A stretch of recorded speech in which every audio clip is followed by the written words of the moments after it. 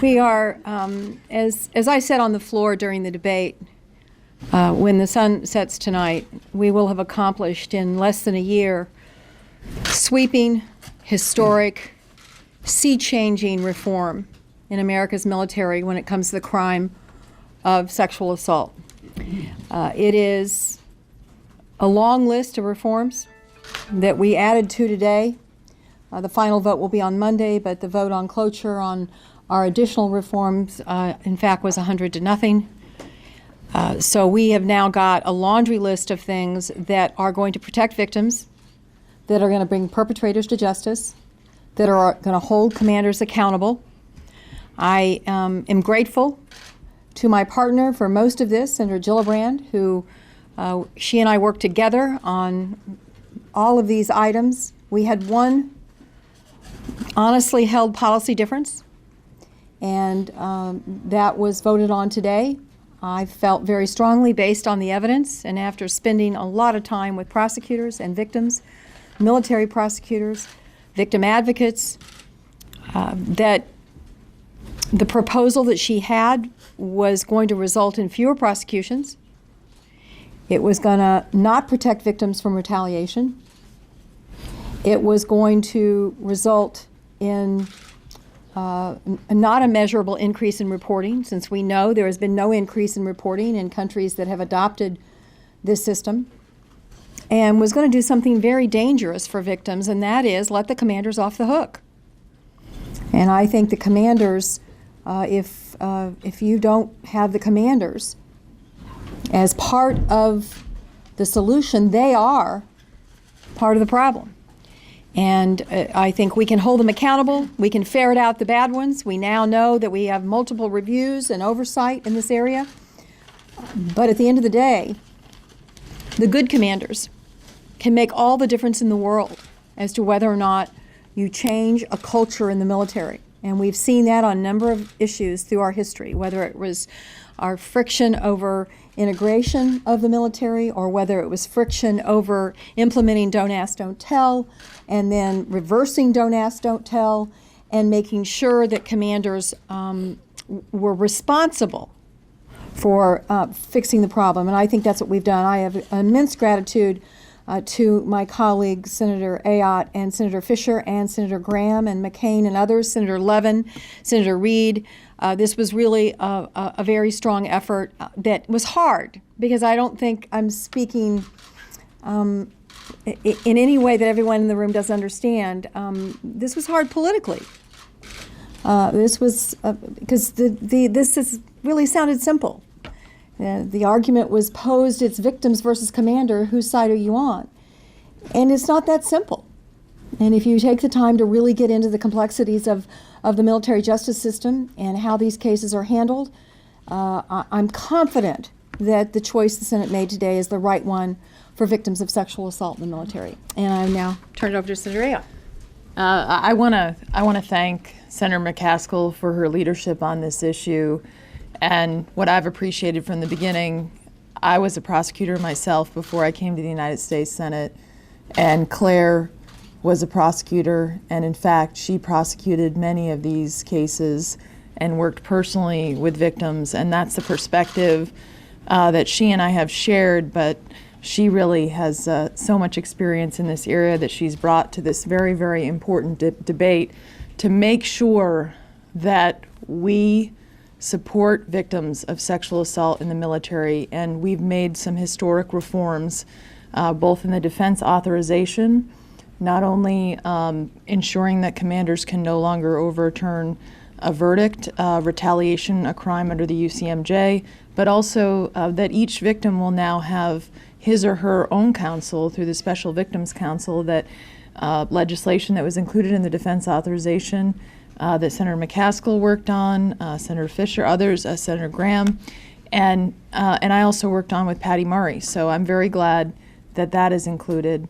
I want to thank the leadership, not only of Senator McCaskill, but Senator Fischer for her leadership on this issue. And we all share the same goal, and Senator Graham, Senator Levin, McCain, Reed, others, all working together. This is a bipartisan issue. And on Monday, we'll have the final vote on the McCaskill-Ayotte Fischer proposal, which will further hold commanders accountable. I think Senator McCaskill had it right. There was so much we've agreed on to make these historic reforms to ensure that victims are supported within the military justice system, that they do get justice, and that their cases are properly prosecuted, and then afterwards that they get the treatment and respect that they deserve for having suffered so much. This disagreement in terms of the Gillibrand proposal was an important one. I've come at it from the beginning thinking that we've had to hold commanders more accountable, not less. And that is why I oppose that proposal. That is why I've supported the proposal led by Senator McCaskill and Senator Fischer, which will actually hold commanders even more accountable. It'll be part of their review process, how they handle these kinds of cases. And that will do so much to advance improving the culture within the military so that you understand if you're a commander and you don't handle one of these cases properly, a victim is not treated with dignity and respect, that their cases are mishandled, then you'll be fired. And that's why more accountability, I believe, was the way to go, not less. The one thing I will end with is this. You see behind you all members of the Armed Services Committee. And this year we have made these important historic reforms, but we are not going to let this go. We will continue to ask our military to let us know what is happening with each of these reforms, to make sure that they are properly implemented. We have seen in 2013 many more victims come forward, an 80% increase in the Marine Corps, a 50% increase in the Army. We expect those numbers to go up. We are going to continue to ask the hard questions. This is not a one-year effort. We will ensure that we are vigilant to make sure that this issue remains on the top priority of our leadership in our military, and that they will be held more accountable under our proposals. So again, I want to thank my colleagues for their leadership. And again, we'll continue to work on this important issue together, because there is always more work to be done. Thank you. Thank you. Thank you. I really want to thank the leadership of Claire McCaskill and Kelly Ayotte. These are two strong members of the United States Senate, and it's been truly a pleasure to be able to work with them on this very important issue.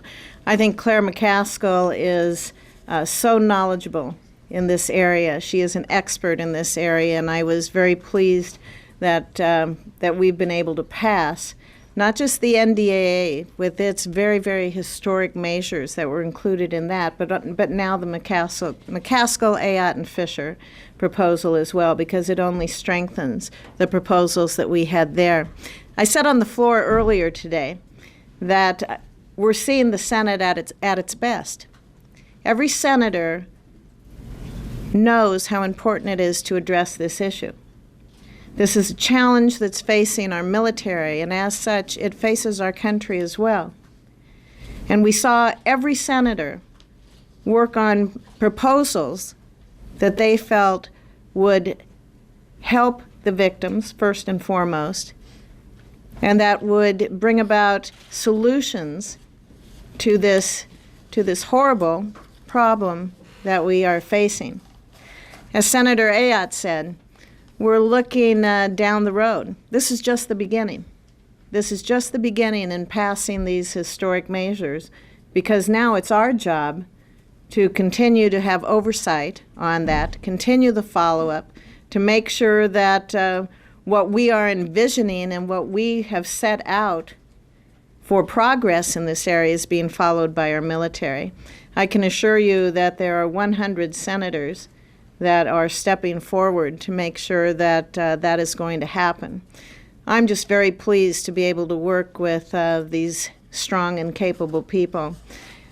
You know, to have Lindsey Graham up here, John McCain, Carl Levin, Jack Reed, Bill Nelson, Jim Inhofe, Jeff Sessions, all these great members on the Armed Services Committee, where we sit through these hearings and we have people come to our offices, we have people come up to us in our states when we are back home on the weekends and telling us of their experiences, their concerns, and asking for help, asking for recognition. We've done that today. we've done that. But again, it's just the first step in this process. I look forward to continuing to provide that oversight and review and to see the needed changes take place. Thank you. This is so much harder for a Democrat than a Republican. This initiative was led by two prominent members of the Democratic caucus, one with great ambition, a lot of determination. From a politician's point of view, this is the most uncomfortable subject matter one could talk about. And it's been cast in an uncomfortable, unfair light. Nobody is for rape. Nobody in this body. Nobody is insensitive to victims. Nobody. So when I'm told, who are you going to listen to? The victims or the military? I'm going to listen to both. And I'm not going to be goaded in to shut one of them out. So to our two senators from Virginia, tough, well done. Angus King, new to the body, incredibly impressed with the man. Actually listens, makes up his own mind. Claire McCaskill, I've been around for a while. I've never seen somebody who listens, who understands, and who's willing to act on her own convictions. This is one of the most outstanding moments of Senate leadership I have ever seen. To Kelly and Deb. And I'm the little short white guy from South Carolina, I get that. On our side, not easy. People wanting to run for president on our side, I will remind you of this vote. If you want to be commander-in-chief, you told me a lot today about who you are as commander-in-chief candidate. You were willing to fire every commander in the military for reasons I don't quite understand. So we'll have a good discussion as to whether or not you understand how the military actually works. Commanders, we'll never have this conversation as long as I'm around and I can do anything about it. Sir, ma'am, there was a rape in the barracks last night, we believe, and the commander says, that's no longer my problem. Today that happens, you have destroyed any chance of improving the environment for a victim in the military, and you have taken the commander out of doing the ultimate job of a commander to make sure that unit is disciplined and well taken care of. Is sexual assault a problem in the military? Yes. Are women going through way too much crap in the military? Yes. Is it a problem in rural South Carolina? You better believe it. This is a cultural problem. But because of the initiative of Senator Fischer, Ayotte, and McCaskill, and a few of us playing supporting roles, we're going to have the most victim-friendly legal system in America. I will compare it to New York and South Carolina in a heartbeat. A lawyer for every victim. How many jurisdictions in the civilian world have that? And you're worried about some rogue commander sweeping this under the rug. That has never been the problem. Reporting a sexual assault is hard anywhere. And you're talking about a real male-dominated society like police and firemen in the military. We are going to stay on this.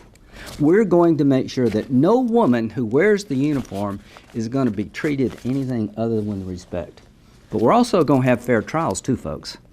I've spent a lot of nights before the court-martial holding the victim's hand because she's scared to death to testify. I've spent several nights with a young airman who's facing a dishonorable discharge and decades in jail. This is not something academic to me. I've been a military lawyer for 31 years. We're not perfect, but I'm proud of my profession. So to those who wanted to change this system in this fashion, I think you misunderstand the damage you would do to reforming sexual assaults in the military. If you dealt the commander out, you have destroyed our last best chance of getting the right answer, and you've destroyed that unit's ability to function properly. How many politicians raised their hand, we got the best, how many of you agree we got the finest military in the world? Yeah. Well, why? It's not just because of the equipment, not just because of those who join, but those who lead. So the reason I'm a little fired up about this is I'm not willing to say to every commander in the military, you run the best military in the world, but you're fired. Not just for 4 sexual assault offenses. This was almost 50% or more of the UCMJ jurisdiction taken away from the commander. We've had hundreds of court-martials since 9/11. This is not a deployable system. And to those who listen, like Claire McCaskill, every judge advocate general in the military said, do not do this. I am a judge advocate. The solution is to take it away from a commander and give it to a lawyer. Let me tell you what we have done. When the commander is given legal advice by their JAG, this is a case that should go forward, sir, ma'am, and the commander refuses to go forward, that decision, when it's involving sexual assault, goes to the Secretary of the Service. You want checks and balances? Let the Secretary of the Service judge the commander's judgment. When the JAG and the commander agree it should not go to a court-martial, the commander's commander looks at their work product. We have made great strides in improving the legal system within the military. But the one thing I will not tolerate is destroying the structure of the military in a way that will not help sexual assault victims, but will do great damage to the finest military in history. To those who command, there are a few bad apples, but I will not fire you. My confidence lies in you. And what would it be like tomorrow if the United States Senate told every commander in America, you're not morally capable of making these tough decisions, but that young enlisted person needs to listen to you when it's time for the balloon to go up and we go to war. I will not be part of that. Questions? Yes. Have you gotten any indication that the House is going to be taking up your bill? We're going to try. I think there is this natural tendency to move it to they're going to be working on the NDAA fairly soon in the House because they begin the NDAA process, the National Defense Authorization Act. They begin that process first. They may roll it into their NDAA and send it back over to us, but we're going to try to fast track it and get it done even before the NDAA. Senator, a year from now, if there really isn't any improvement, does Senator Gillibrand's argument carry better weight, and do some of the senators who were sort of torn between your side and Senator Gillibrand's side shift towards her? Well, first of all, I think we've got to look at the data, and so far, the data is very, very encouraging because we are seeing a spike in reporting, and that is even before every victim. And keep in mind now, the victims do not have to report to the chain of command. I mean, there have been so many things that have been misreported on this issue because there just seemed to be this cleaving to one view or the other, as opposed to really looking at the details. A victim does not have to report to the chain of command, and now, when that victim reports, wherever they report, wherever they choose to report, they're going to have a lot of choices. They're going to have their own lawyer, they're going to be able to weigh in whether or not they want the case handled in the civilian system or the military system. So I think if the reporting continues to increase, because when we began down this road, back in the Armed Services hearing a long time ago, Senator Gillibrand said we should change this system because it would increase reporting like it did with our allies. Well, as it turned out, it didn't increase reporting with our allies. So as long as our reporting keeps increasing and that we don't see any increase in incidents, I think we're going to be able to see whether or not these reforms are working as we go along. But keep in mind, this is what's been so hard for me. Victims in the civilian system and in the military system have much more in common than they have different. And I heard so many things when I was talking to victims around this debate that I had heard many, many times in my career in the civilian criminal courts. This is always going to be the most underreported crime in America because no woman wants to talk about the most personally painful moment of her life in public, much less to be questioned about it, much less to be challenged by her perpetrator with the confrontation clause in our United States Constitution. So it is, we're never going to get any of these crimes 100% reported because of the nature of the crime. But I believe we will have a much higher reporting in the military with our reforms than we have, for example, where I think most underreporting occurs now. And I believe most of the underreporting that occurs now is not in the military, but it's on the college campuses of America. So I'm going to be turning a lot of my energy and efforts towards that issue in the coming months to really take a hard look at what's going on with young women on college campuses all over this country and the lack of reporting and support services for them.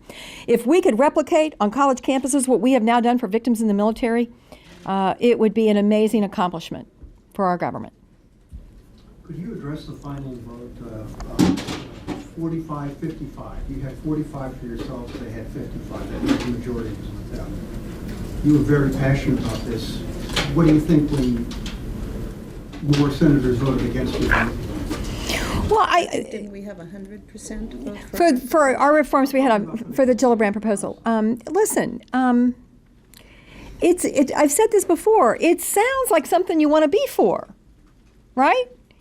I mean, let's because there's this assumption that the commanders are the problem, that they're the ones that are keeping these cases from coming forward. Well, in reality, that's not true. We have more instances where prosecutors are declining to prosecute than we have commanders refusing to go forward on prosecutors' recommendations. And we have a case going on right now with a brigadier general. Can you imagine what Senator Gillibrand and her allies would have said if that situation was reversed right now? And if you all aren't familiar with what happened, the prosecutor in that case, the military prosecutor in that case, has resigned because the commander said, I wanted to go to trial on the most serious sexual assault case. Now, can you imagine if those roles were flipped, what they would be saying? But yet they refuse, and frankly, most of you have not acknowledged that that's gone on, that there has been case after case after case where prosecutors have said, we're done, this is too tough, and the commanders have said, we're going forward.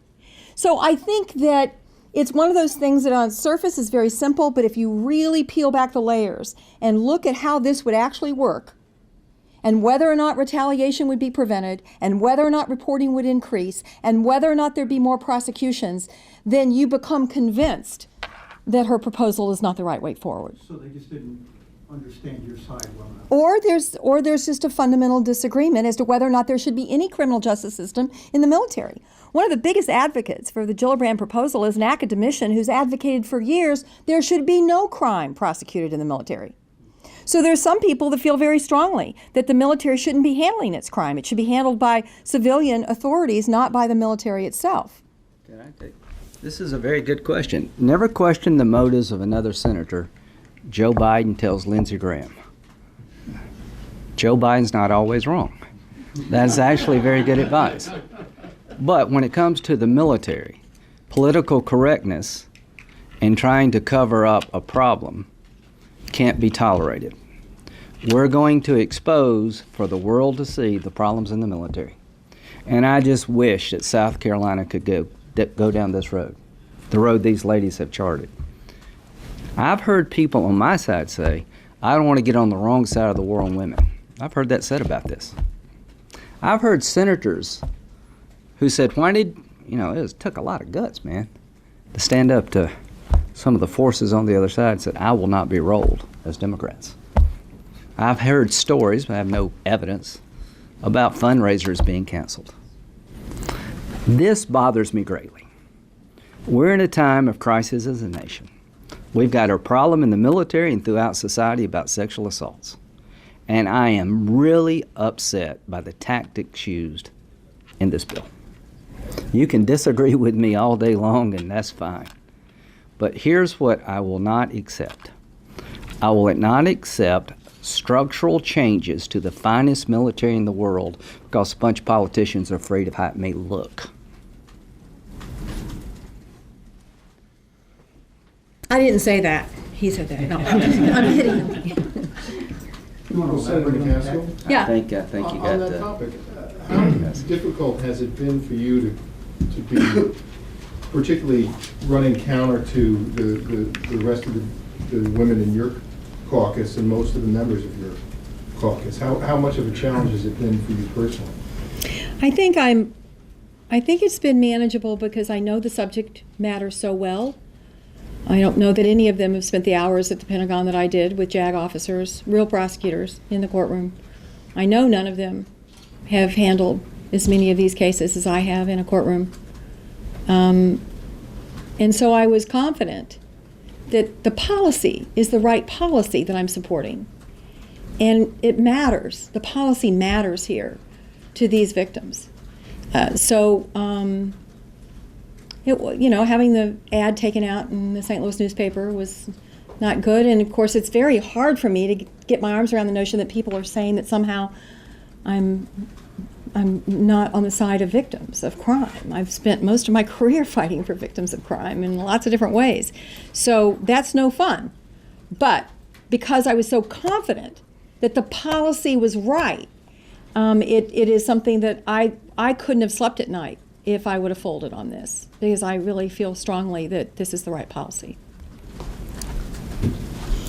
Thank you all. Thanks.